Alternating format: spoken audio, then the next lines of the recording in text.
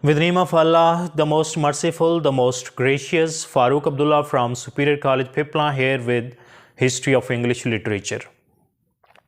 First of all, I'm quite thankful to the students, the teachers who contacted me through email from different universities of Pakistan, and some of the students, of course, contacted me from India as well when I uploaded my first two lectures on History of English Literature. Thank you very much. Actually, these are our online classes that we are providing to our BS students here in Superior College, Pipla, District Mianwali. So the topic that today we are going to discuss is Puritan Age. We are going to discuss Puritan Age here in this lecture. So you must have pen and paper, as I always say to my students that you must keep your pen and paper with you people so that you may keep jotting down the important points that I will make you write during the course of this lecture. So write down the name of this age. This is Puritan Age, and the years are from 1600 to 1670. Well, precisely speaking, this age actually starts from 1603 when Queen Elizabeth died and James I came in government in England. It was 1603. So it's right from here that Puritan Age starts. But roughly we can say that it starts from 1600.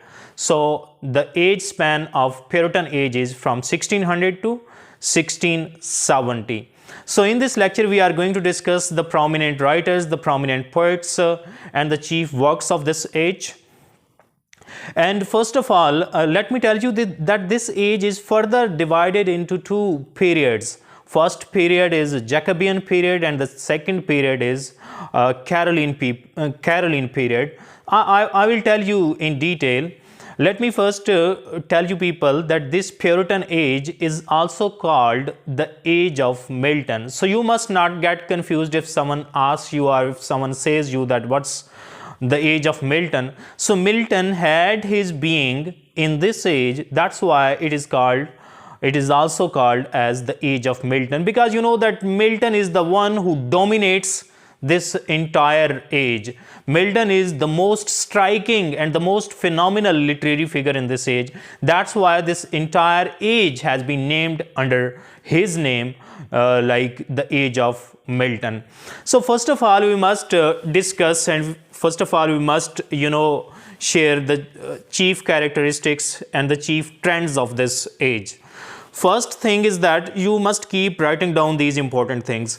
That first was the decline of the spirit of Renaissance. This is an important characteristic of this age, that the writers, the poets of Puritan age broke away from the spirit of Renaissance. Spirit of Renaissance faded away. It diminished here in Puritan age. The other thing that is very important is that there is no imagination here in Puritan age, as we see in the poetry of Edmund Spenser, as we see in the poetry of Philip Sidney, as we see in the poetry of William Shakespeare. So there was the end of imagination here in Puritan age. Although some of the writers were there, some of the poets were there who were following the trends of Elizabethan era, but mainly majority of the writers actually broke away from that tradition and they made their own paths. They made their own mark. They were actually setting their own trends. And another important thing is that the spirit of medievalism also diminished. When we are discussing about Renaissance age, we discussed that spirit of medieval age, faded away. It was not completely ended till Renaissance age. You know that the change is not always sudden. So the spirit of medieval age didn't end. It had its color there in Renaissance age. When you see the poetry of Edmund Spenser, the poetry of about farmers, the poetry about nature, the poetry about knights. So these are actually the characteristics of medieval age. So the characteristics and the spirit of medieval age had its existence up to the age of Renaissance. But when we are talking about Puritan age, exactly this was the age where the writers and the poets, they actually completely broke away from the trends and from the traditions and from the norms and from the conditions of medieval age. So it was a modern world, it was a new world. And why was it a new world? What was happening there? Because there were different reasons for it. Scientific development is one reason. Now the people had become scientific in their approach. That's why the imagination had lost its color. The people had become practical in their approach. The people had become, rational in their thinking. The people, the scientists like Isaac Newton had their being during the age of Milton, this Puritan age. They had their being. So Milton was another factor for the change of the thinking of the people, that the people started thinking on a broader canvas rather than to sit in a drawing room and to see the things philosophically. No, they were just rationally experimenting themselves the things, and observation was another chief characteristic of the age of Milton, Puritan age. And another important thing, you must write it down, that this was the spirit of observation, this was the spirit of experimentation, this was the spirit of analysis of different things, that another genre sprang during the age of Milton or during Puritan age. That important genre was biography. Biography was unknown till Renaissance in English literature. There wasn't any biography in English literature till Puritan age. So these were the Puritans. This was actually the Puritan age where writing of biography starts. Now what's a biography? Biography is the genuine and the real life history of any prominent person, any scholar, any poet, any politician, any writer, maybe anybody, any singer, any dramatist.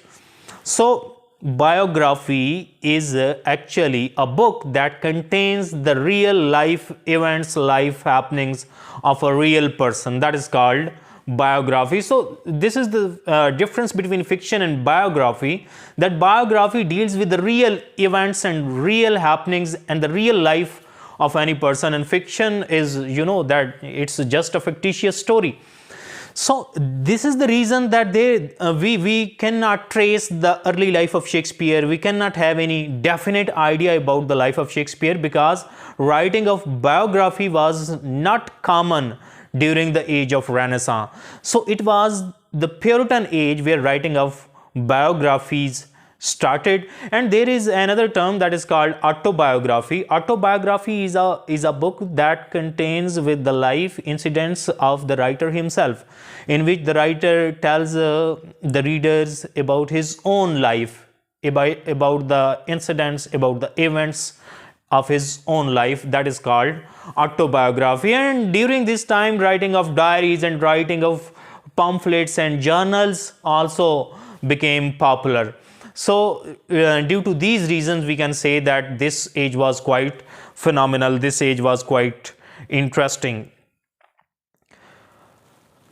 And I have jotted down the important points here in front of me so that I may not skip any important point. And other chief element of this age, we will discuss the important writers and prominent works of this age. First, I'm going to tell you about the major features, the chief characteristics of this age, so that you may understand the pulse of this age, the trend of this age. Then you will be able to analyze the writers and the works of this age.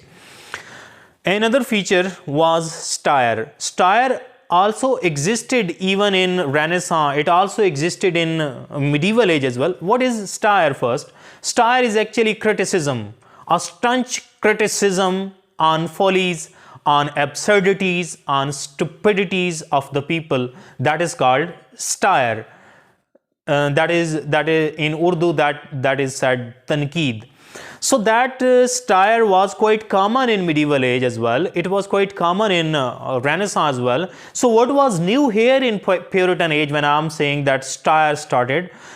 The difference is that in medieval age and in Renaissance, the style was general. It was only common faults of the people, only common absurdities, only common follies of the people, of the church, or in politics were discussed in style. But here in Puritan age, real people of the real life, they were, stylized, they were criticized with the arrows of criticism. They were real people, the real people from the politics, the real people in the government, the real people in the church by their name.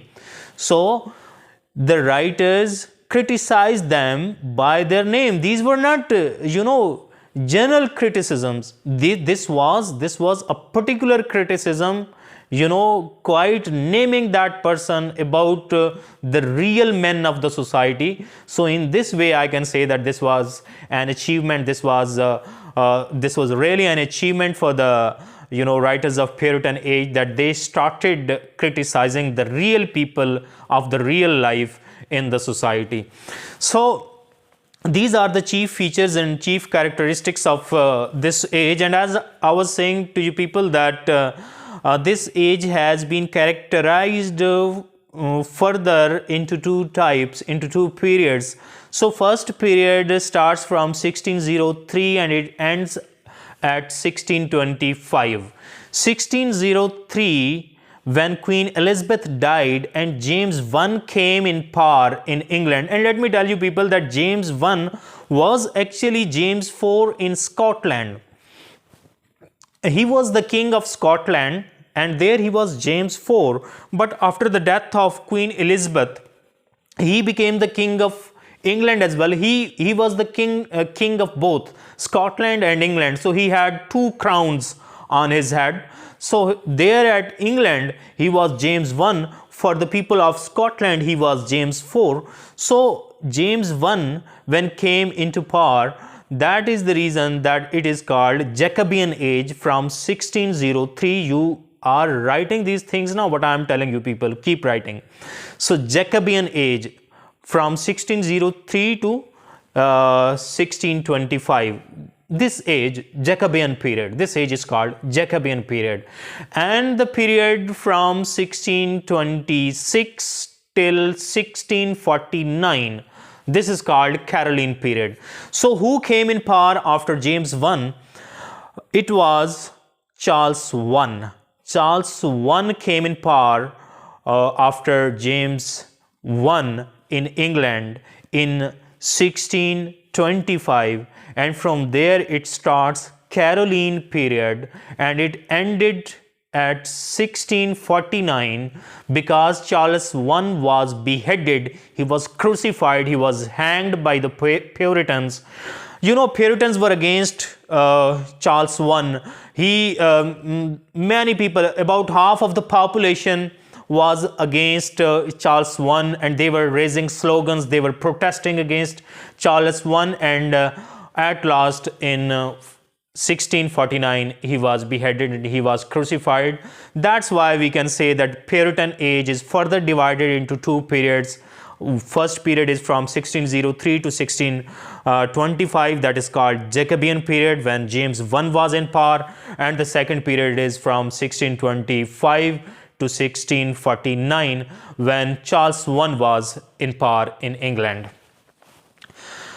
Now coming towards the major writers, the major poets of Puritan age. Puritan poetry is divided into three schools of thought. Actually, there were three schools of thought, three schools of poetry in Puritan age.